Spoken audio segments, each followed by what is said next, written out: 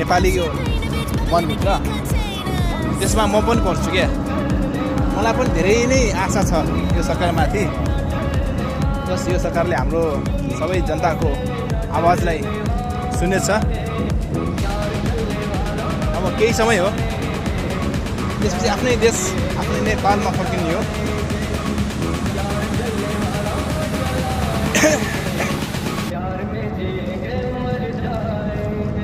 चाहेर पनि के गर्ने हजुर, परदेशी जीवन त्यस्तै छ।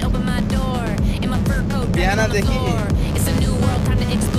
खाएको भन्ने कुरा एउटा कोल्ड ड्रिङ्क पिएको बिहान होइन मार्केटमा, त्यही हो। अहिलेसम्म के खाएको छैन, अब गएर रुममा गएर खाना पकाएर खानुपर्छ। त्यस्तै छ साथीहरू।